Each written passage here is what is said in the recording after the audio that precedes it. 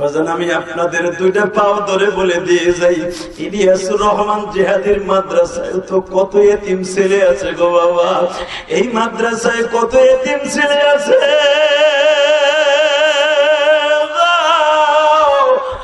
মক্কা মদিনার নবী, সারা জাহানের নবী, নবী আমার এতিম ছেলেদেরকে সামনে নিয়ে বলছিল, সাহাবীরা রে, যারা এতিমদের মাথায় হাত দিবা, ওই হাতের তালুর মধ্যে যতগুলা পশম পড়বে, প্রত্যেকটা পশমের বিনিময়ে তোমার নেকির ব্যবস্থা হয়ে যাবে। আপনাদের এই মাদ্রাসায় এতিম ছেলে আছে না? আছে, আছে। যুবক ভাই, আমি তোর পাও দুইটা ধরছি, আমার সাথে ওয়াদা দে তো ভাই, আমি একজন মুসাফির মানুষ, যারা দাঁড়ায় আছো বসে পড়ো তো, জাদু ভাই বসো বসো, আমি তোমাকে পাও দুইটা ধরছি, ভয় ভাই ভাই, যারা দাঁড়ায় আছো ভয়, আমি জানি তোরা 1.5 ঘন্টা দাঁড়াই অসন্তোষ, ভয় ভাই ভয়, তোকে পাও দুইটা ধরছি, কেউ মাঠটা ছেড়ে যাইস না, জোরে করে মারহাবা। বাবা এই বুকটা ফাইরে দেখেন, 3টা নাম পাবেন, আমি তো দেখতেছি আপনার শুরু থেকে বই বই কামতাছে, এই বুকটা ফাইরে দেখেন 3টা নাম পাবেন। 1 নম্বরে আমার আল্লাহর নাম, 2 নম্বরে আমার নবীর নাম, 3 নম্বরে আমার জনম দুঃখিনী মা।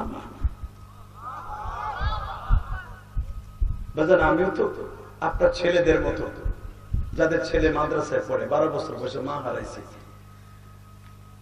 মাদ্রাসা যখন বন্ধ হইতো সব ছেলেরা বাইতে যাইতো, আমি যাইতে পারতাম না, আমি চোখের পানি ফেলে আল্লামা শামসুল হক ফরিদপুরি কবরের পাশে দাঁড়ায় কাঁদতাম। হুজুরা জিজ্ঞেস করতো, ইলিয়াস বাইতে যাবি না? আমি বলতাম, হুজুর বাইতে যাবো কেমনে, আমার তো মা নাই।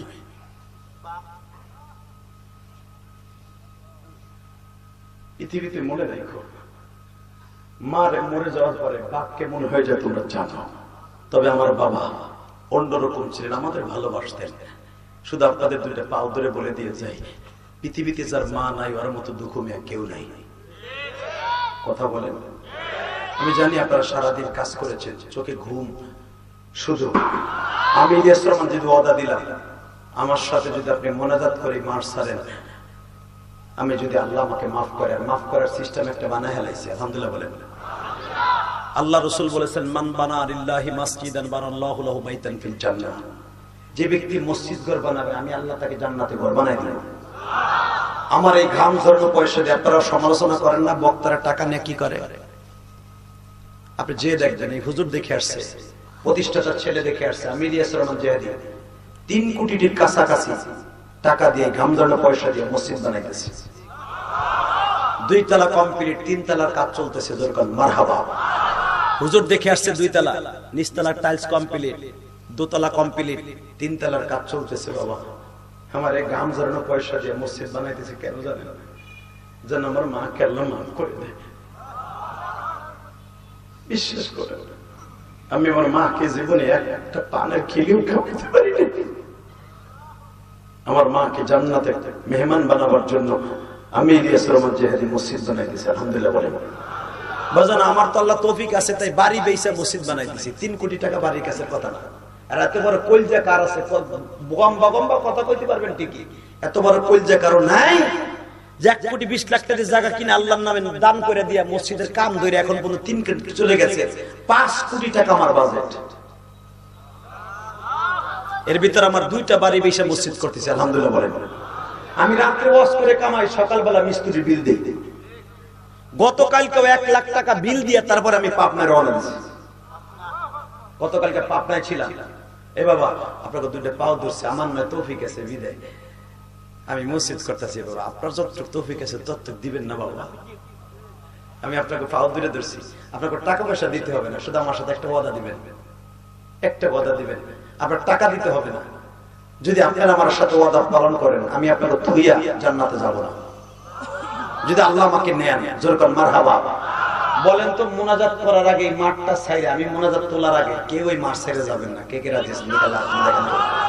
যুবক ভাই হাত দুইটা দেখা, আমার আল্লাহরে ওয়াদা দিছর ভাই, মোনাজাত করার আগে কেউ যাবি না, তোর টাকা দিতে হবে না। আমি জানি কালেকশন করলে লোক উঠবে, খবরদার আমাকে কালেকশনের কথা হুজুর বলে নাই, আগে কালেকশন হয়ে গেছে। শুধু হাত দুইটা দিয়ে আমার মাওলারে দেখা। হুজুর আপনার মা হারার সাথে বইয়ে বইয়ে কাঁদছি, জেহাদের জজবা দিয়া ওয়াদা করছি, এই মার্চের জামুনা মনে রাখে আল্লাহ তুমি দেখো না হাত গুলিকে উঠাইবা নবীর সাথে হাসরে। আল্লাহুম্মা আমিন বলেন। নামান হাত ওয়াদা দিবেন কে উঠবেন না ইনশাআল্লাহ। ও বাবা আমি ইলিয়াস রহমান জাহাদি একটা জিনিস জানি, পৃথিবীতে সবচেয়ে দামি হলো মা আর বাবা। কথা ঠিক না ঠিক? যুবক ভাই আমি তোর সাথে বন্ধুত্ব করবো, মাত্র 5টা যুবকের সাথে বন্ধুত্ব করবো। 5টা যুবক যদি আমি পাই জীবন ভর আমি তোর জন্য দোয়া করবো। আগামীকালকে আমার সেই টাঙ্গাইল সখীপুর মাহফিল, ওখানে যাইও তোর জন্য দোয়া করবো। এখানে কোন কোন যুবক আছে? পৃথিবীতে সবচেয়ে দামি হলো মা বাবা। ওই মা বাবার কাছে মাপ না চাই কেউ মরবে না। আজকে মাহফিলের দিকে যাইয়েই বাবারে বুকে নিয়ে মার হাত ধরে মাপ চাইবা। কে কে রাজি আছে দেখি? তোর হাত দাঁড়াও তো। কে কে আজকে বাড়িতে যে মাপ চাইবা? দাঁড়াও তো। তোমার আমি বন্ধু বানাই যাবো।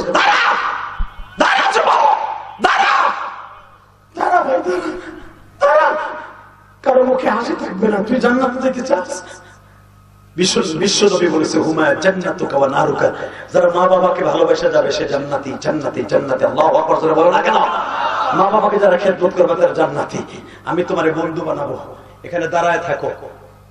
আমি শুধু কয়েকটা বন্ধু চাইবো, তোর নগদ বন্ধু বানাই মার ছাড়বো। তোদের বাপ যদি এই মাঠে থাকে নগদ এই হাজার হাজার মানুষের সামনে এখন বাপরে খাড়া করে মাপ চাবি, বাপরে বুকের মধ্যে নিয়ে মাপ চাবি আর কান দিয়ে আব্বা আমার মাফ না করলে বলে আল্লাহ তোমার আমার মাফ করবে না। ওটা তো কার বাপ আছে? যাও তো। তোমার বাবাই মাঠে আছে? কার কার বাপ আছে নগদ দেখাও তো। হুজুর আমার বাবাই মাঠে আছে। আছে তোমার বাবা? যাও যাও। এই দেখো কেমনে দেখো দেখো কেমনে কাঁদে। এই নাটোরের যুবক, এই গুরুদাসপুর নাটোরের যুবক, এই দেখ আর এক যুবক বাপরে বুকে নিয়ে কাঁদতে থাকো। তোমার বাবা তুমি অসুস্থ হয়ে সুস্থ করে কত কাঁদছে। আমার মাওলারে দেখাই দিলে ভাই দেখাই।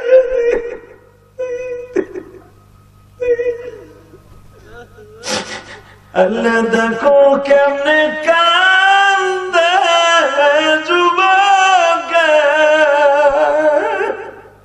সারিস না ভাই, শক্ত করে বাপরে বুকের মধ্যে না। তোর বাপ এইভাবে কতদিন শক্ত করে বুকের মধ্যে নিছে রে।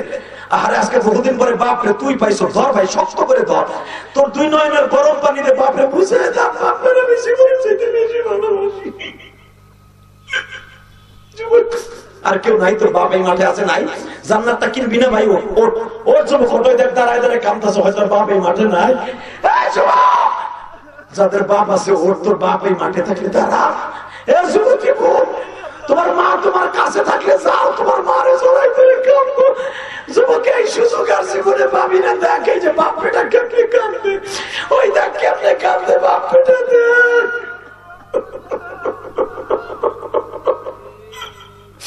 যাদের বাপ নাই তারা কি করবা ভাই? তারা কি করবা? তোমরা কাঁদতে থাকো। এই যে দেখো একটা প্রতিবন্ধী মানুষ চিল্লায় আর কান্দা। আল্লাহ যারা কান্দে তুমি দেখো। আমার কত দাড়ি পাকা বাবার বাবা নাই, তারা কোথায় বাবারে পাবে? আল্লাহ যারা বাবারে বুকে নিয়ে কান্দে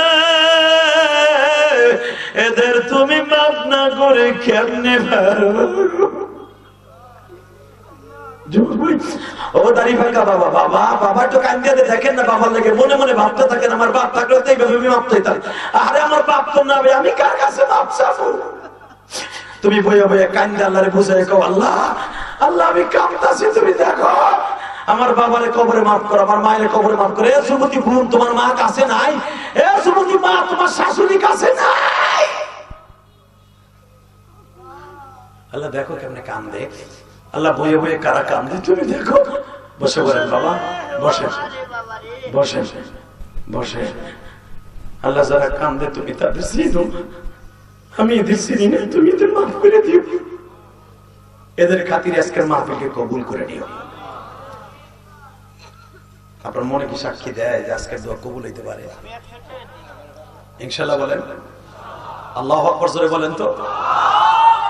যুবক ভাই আরেকটা কথা তো বলে যায়, জীবন ইলিয়াস রহমান যে এই মাঠে আর আসবে কিনা জানি না, তবে একটা দামি কথা শুনে দিয়ে যাই। আজকে যারা আমার কথাটা শুনছস না, কিয়ামতের মাঠে তুই আমার খুঁজবি।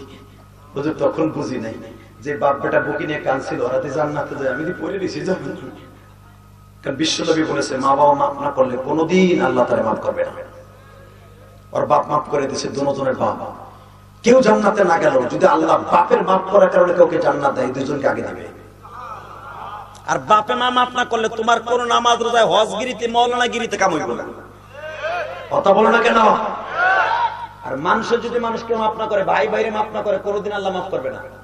আমি আর একটা সেকেন্ড টাইম দেবো, আপনার বাপ মা নাই, কবরে শুয়ে আছে, বড় ভাই নাই মাঠে, বড় ভাইরে বড় বাপ মনে করে বুকের মধ্যে নিয়ে মাপ চাইবা। অথবা এ যুবক একসাথে ক্রিকেট খেলতে যে বন্ধুর কষ্ট দিছে, বন্ধুর কাছে মাপ না চাই মরিস না। আমি আর একটা মিনিট বাড়াইলাম, আমার কোন যুবক আছো, তোর বন্ধু এখানে আছে, চাচাতো ভাই, মামাতো ভাই, খালাতো ভাই, চাচা আছে, যাই একটা দৌড় দিয়ে বাপ মনে করে বুকের মধ্যে মাপ চাবি। যদি কেউ এখন মাপ চাও, চাচারে বুকে নিয়ে অথবা উস্তাদের বুকে নিয়ে অথবা বন্ধুর বুকে নিয়ে, আমার আল্লাহ যেন তার নবীর বন্ধুর বুকে নিয়ে আসমান উঠে বুকে নিয়ে কত আদর করছিল। এক বন্ধু আর এক বন্ধুর বুকে নিয়ে যদি মাপ চাও, আমি ওয়াদা করছি কোরআন ধরে আল্লাহ তোমার বন্ধুর খাতিরে মাফ করে দিতে পারে। বন্ধুর খাতিরে দুনিয়া বানাইছে আমার আল্লাহ। আমি 1 মিনিট টাইম দিলাম, দাঁড়াও। চাচাতো ভাই, মামাতো ভাই, খালাতো ভাই, কে কানের বুকে নিয়ে কানবা? দাঁড়াও, এই দাঁড়াও, কে কে দাঁড়াবো? দাঁড়াও, আমি বলছি একজন আরেকজনের টান দিয়ে বুকের মধ্যে নাও তো। যুবক দাঁড়া, এই যুবক দাঁড়া। কোন যুবক আছো?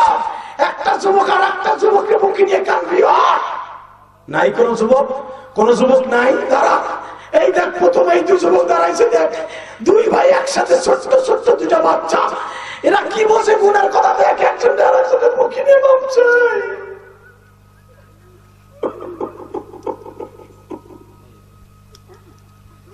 তালবেলি বাবাজিরা, তালবেলি বাবাজিরা, তোর উস্তাদের মাঠে নাই? একটা দৌড় দিয়ে উস্তাদকে জড়াই ধরে মাপ চাইতে পারোস না? আল্লামা শামসুল হক ফরিদপুরে হয়ে যাবে। যুবক বাপ নাই, চাচারে জড়াই ধর, মামারে জড়াই ধর, বড় ভাইরে জড়াই ধর। আমি বলছি তোর পা দুটো তো সিধা না ভাই, দাঁড়া।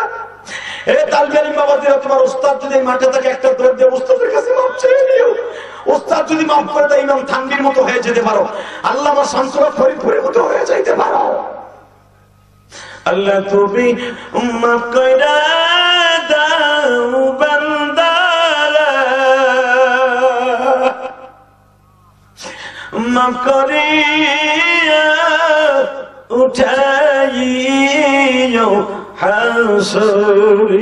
আল্লাহ দেখো কেমনে কান্দে যুবক বলি। তুমি না বলছো যুবক বসে চোখের পানি অনেক দামি, যারা কান্দে তাকে বাড়ি ঘর তুমি চিনো। আল্লাহ, আল্লাহ এদের বাবা মাকে মাফ করে দেও না। এরা ভাই ভাইরে বুকে নিয়ে কান্দে।